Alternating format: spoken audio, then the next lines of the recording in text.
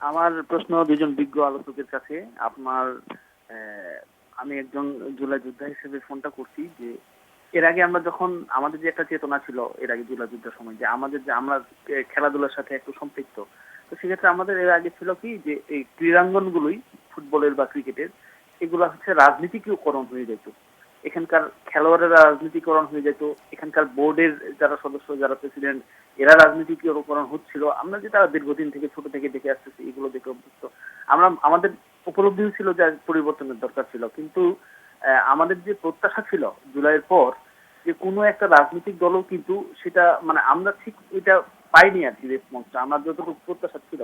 তো সেই ক্ষেত্রে আমাদের যে দুজন আলোচক ওনাদের কাছে প্রশ্ন থাকবে যে আসলে এই ক্রীড়াঙ্গনের কমিটি বলেন বোর্ড বলেন বা এই যে খেলোয়াড় গুলো বলেন এগুলো কি মানে একজন রাজনীতিবিদ হিসেবে ওনারা বলবেন যে এগুলো রাজনীতিকরণ উচিত নাকি এটা একদম রাজনীতির বাইরে থাকা উচিত? ছেড়ে দেওয়া উচিত? জি ধন্যবাদ। আমাদের সব সেক্টরে সেম হয়েছে, আগে আওয়ামী লীগ খেয়েছিল, এখন জাস্ট এখানে রিপ্লেস হয়ে বিএনপি বসছে। আমি যদি বাংলাদেশের ক্রীড়া অঙ্গন দুটো সেক্টর ভাগ করতে পারি, একটা হচ্ছে মেইন স্ট্রিম যেই ক্রিকেট বোর্ড, ফুটবল বোর্ড, এই কেন্দ্রিক যেগুলো রয়েছে ক্রীড়া মিনিস্ট্রির আন্ডারে যেসব পার্ট রয়েছে, আবার একই সাথে লোকাল পর্যায়ে খেলবার যেই বিভিন্ন ম্যানেজমেন্টগুলো রয়েছে, আপনি দুই পর্যায়ে দেখবেন।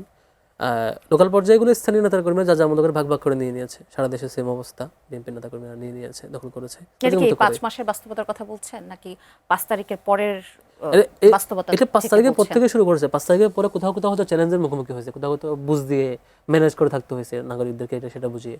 কিন্তু 5 তারিখ এই নির্বাচনের পর থেকে আরেকটা অ্যাগ্রেসিভলি এককভাবে সবকিছু নিয়ে নেওয়ার চেষ্টা করছে আর কি। আর ক্রিকেট বোর্ড থেকে সব ফর্মাল যে বোর্ডগুলো ক্রিকেট বোর্ড বা অন্যান্য আদার্স যা যা আছে লাইক সব কিছুতে 5 তারিখের পরে পারে নাই। 5 তারিখের পরে যেহেতু ইন্টারিম গভর্নমেন্ট ছিল পুরোটাই পারে না, কিছু জায়গায় জোর করে নিয়ে নিয়েছে। তাই নির্বাচনের পর থেকে সবটাই অলমোস্ট সেম। কোনো কোনো মন্ত্রীর ছেলে আপনি দেখে থাকবেন, কোনো কোনো মন্ত্রীর ছেলে, আবার কোনো কোনো দলের এমপির ক্লোজেস্ট খেলোয়াড়, এভাবে করে নানা রকমের লোকজন বসিয়ে দিয়ে তাদের মতো করে চলছে। আসলে কাকে দিলে কীভাবে করে একটা ফর্মাল বোর্ড স্ট্যান্ডার্ড চলতে পারবে সেই জিনিসটা চিন্তা করা হয় নাই।